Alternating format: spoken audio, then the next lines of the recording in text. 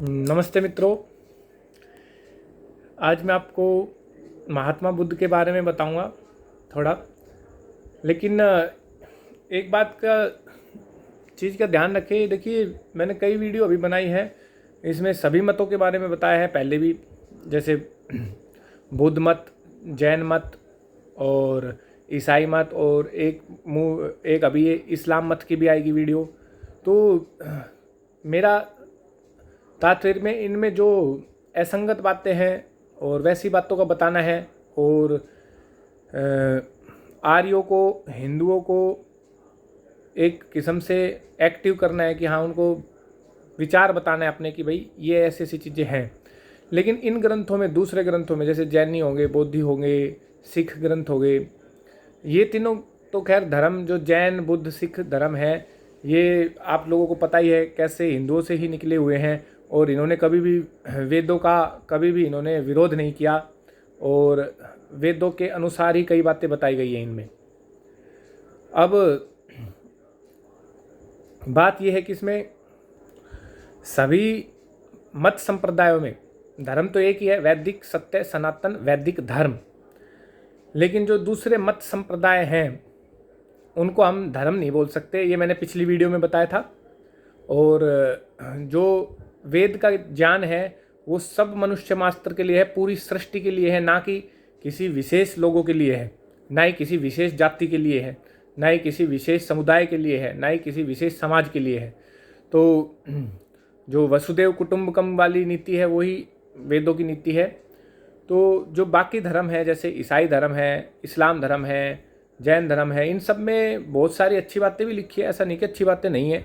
तो जितनी भी अच्छी बातें हैं 60-70% ठीक है। जो अच्छी चीज़ें हैं उनका हमको सत्य के आधार पर, जो उनकी सत्य बातें हैं, अच्छी बातें हैं, उनका हमें पालन करना चाहिए। लेकिन वो सभी बातें हमारे वेदों में दे रखी है पहले से ही, और उन बातों का उन पर सहयोग भी करना चाहिए। लेकिन जो जिनमें विरोधाभास है, जिनमें असंगत बातें, अप्राकृतिक बातें हैं, चमत्कारिक बातें हैं, ढोंग पाखंड वाली बातें हैं, जैसे हमारे हिंदुओं में भी पौराणिक में हैं ये सारी चीज़ें, ढोंग पाखंड वाली बातें, चमत्कारिक बातें, अश्लील कहानियाँ, तो हमें उनको भी नहीं मानना चाहिए बिल्कुल भी। और जो सत्य, जो मार्ग है उस पर चलना चाहिए।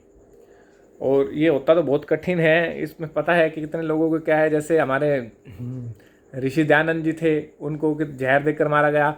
आदि शंकराचार्य जी थे, उनको भी जहर देकर मारा गया था। ऐसे बड़े और भी बहुत लोग लगे हुए हैं जो बच बच के ये सब कार्य करते हैं। ये खंडे की धार पे चलना होता है, मतलब तलवार की धार पे चलने जैसा काम है। दूसरा, महात्मा बुद्ध के बारे में मैं बता देता हूँ थोड़ा बहुत, धर्म के बारे में। ये जो नए अम्बेडकरवादी हैं, इनकी विचारधारा ब्राह्मणों के खिलाफ, मनु के खिलाफ और वर्ण व्यवस्था के खिलाफ ये ज़्यादा है। लेकिन इन लोगों ने कभी प्रॉपर वर्ण व्यवस्था, जो वैदिक वर्ण व्यवस्था दे रखी है, जो जन्म से नहीं होती, जो कर्म के अनुसार होती है, योग्यता के अनुसार मिलती है, जो आचार्य गुरु को देता है वर्ण, गुरु आचार्य एक शिष्य को देता है जो वर्ण, वो मानने योग्य होता है। तो मैंने एक वीडियो निकाली थी मनु को जाने करके, आप देख सकते हैं मेरे यूट्यूब पे, बहुत अच्छी वीडियो है, उसमें आपको वर्ण व्यवस्था का भी काफ़ी अच्छे से बताया गया है। और इसमें देखिए, महात्मा बुद्ध जो हैं उन्होंने दो चीज़ों का काफ़ी विरोध किया था उस टाइम पे जब वो हुए थे। तब वो तो सिद्धार्थी थे नाम उनका, एक हिंदू ही परिवार में जन्म हुआ था उनका।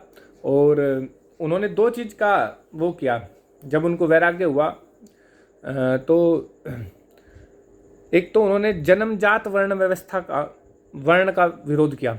भाई जन्म से ही, कई लोग बोलते थे ना ब्राह्मण के घर में जन्मा लड़का ब्राह्मण ही होगा, ऐसा नहीं है। इस चीज़ का खूब घोर विरोध किया उन्होंने। दूसरा, उन्होंने विरोध किया, पशु बलि का विरोध किया, अहिंसा का विरोध किया। लेकिन आजकल के जो तथाकथित अम्बेडकरवादी और बौद्ध अपने आप को मानते हैं, खूब मांस खाते हैं, खूब जीवों की हत्या करते हैं।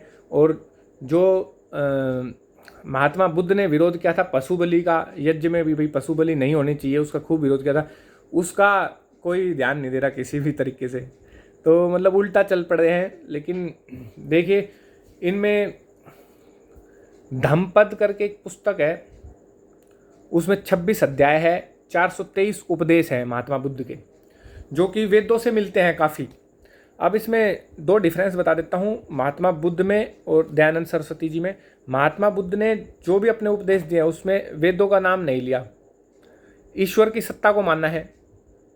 लेकिन जो ये बाद में इनके शिष्यों ने, चेले चपट्टों ने, अनुयायियों ने जो बौद्ध धर्म बनाया है उसमें ईश्वर का नाम निकाल दिया, उसमें वेदों का नाम निकाल दिया और अपनी जो भी वो चीज़ें हैं महात्मा बुद्ध को ही ईश्वर बना दिया, अपने तीर्थंकारों को ही ईश्वर बना दिया। कहने का मतलब है जैसे जैनियों ने बना दिया था। तो इनकी 3 पुस्तकें होती है त्रिपिटक।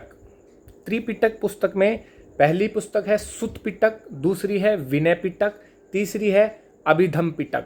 ये 3 पुस्तकें हैं इनकी मेन। और इन त्रिपिटक में ही जो सुत पिटक है उसका एक पार्ट है ये धम्मपद पुस्तक जो मैं आपको बता रहा हूँ। ये धम्मपद पुस्तक जो है इसमें 26 अध्याय है, 423 उपदेश है महात्मा बुद्ध के। अब इन्होंने, महात्मा बुद्ध ने को जो ज्ञान था वो वेदों वाला ही था सारा। अब मान ले अपन कह लेते हैं कि भाई महात्मा बुद्ध ने ही ये सारा ज्ञान दिया, फिर उससे पहले कैसे सृष्टि चल रही थी, उससे पहले के लोग कैसे रह रहे थे, उससे पहले तो महाभारत भी हुई थी, रामायण भी हुई थी, सारी चीज़ें थी उस टाइम पे। तो जो वेदों का ज्ञान था वो पहले से ही था। हाँ, महाभारत के युद्ध के बाद लोग भटक गए थे, तो जो ये जन्मजात वर्ण व्यवस्था आ गई थी, पशु बलि आ गई थी और ये सब चीज़ें आ गई थी, तो इनका विरोध किया महात्मा बुद्ध ने, वो काफ़ी अच्छा कार्य किया। तो उन्होंने जो बताया है कर्तव्य शास्त्र में, जो मैं आपको बता चुका हूँ, जो 8 मार्ग हैं, उनको मेन मतलब उनका यही है कि एक तो निंदा न करना, हिंसा न करना, आचार नियम द्वारा संयत रहना मतलब इंद्रियों को वश में रखना, मित भोजन करना, अच्छा पौष्टिक भोजन करना जो शरीर के अनुकूल हो, और फिर एकांत में वास करना, एकांत में रहना, फिर चित्त को योग में लगाना, योग पे काफ़ी फोकस किया। तो अष्टांगक मार्ग जो इनका है वो बिल्कुल अष्टांग योग जो महर्षि पतंजलि ने दिए थे उसके जैसा है।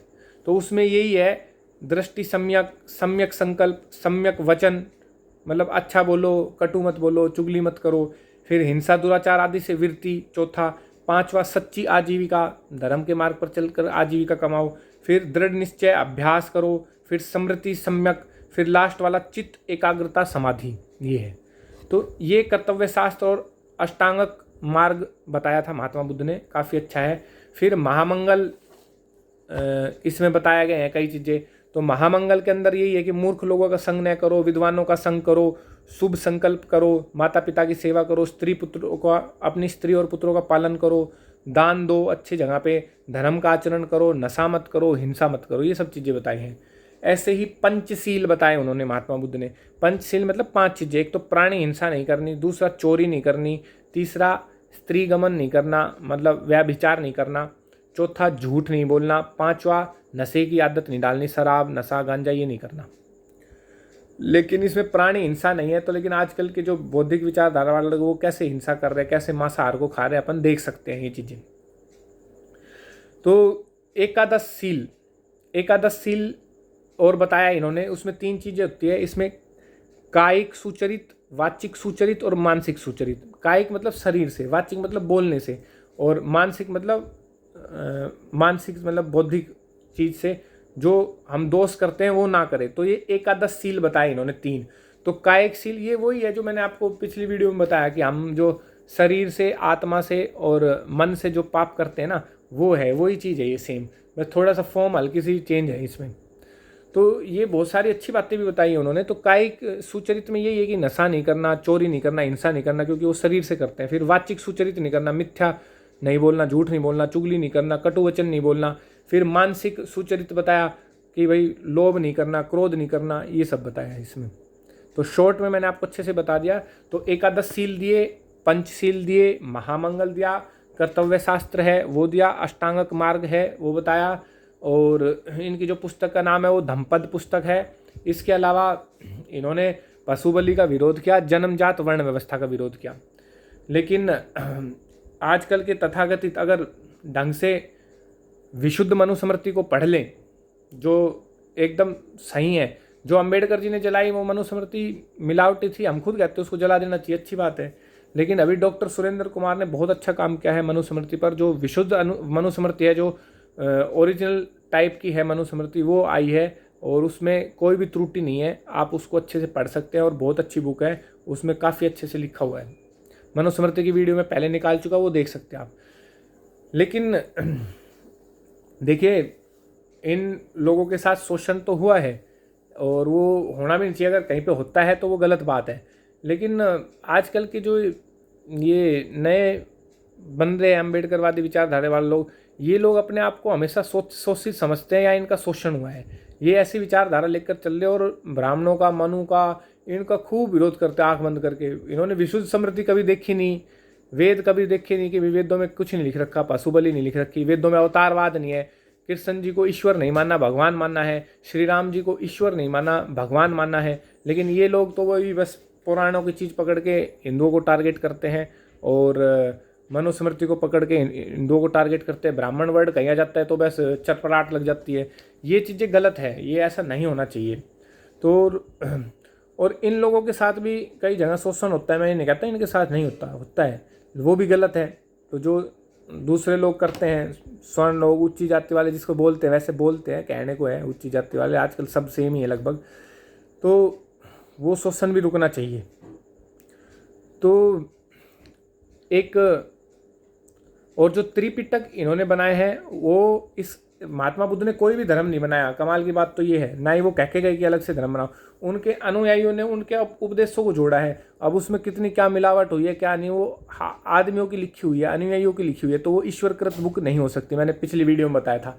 तो ईश्वरकृत बुक के लिए आपको पता ही है, इस सृष्टि के आरंभ में मिलनी जरूरी है, दूसरा सबसे पहले होनी जरूरी है, तीसरा उसमें ज्ञान होना चाहिए शुद्ध, तीसरा वो किसी की लिखी हुई ना हो, मतलब बाद में लिखी ना हो। तो और भी कई चीज़ें बताई थी मैंने उसमें पिछली वीडियो में, आप देख सकते हैं।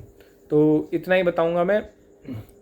और हाँ, दूसरे धर्मों की जो अच्छी बातें हैं उनको ग्रहण करना चाहिए, इसमें कोई दो राय नहीं है। लेकिन जो असंगत और गलत बातें हैं, गलत को गलत बताना बहुत ज़रूरी है, खंडन भी बहुत ज़रूरी है, ताकि आपने बच्चों को भी जो शिक्षा दोगे तो कम से कम उनको पता तो होना चाहिए भाई इस धर्म में क्या है, इसमें क्या है, क्या नहीं है। ठीक है, ठीक है, आज के लिए इतना ही, धन्यवाद।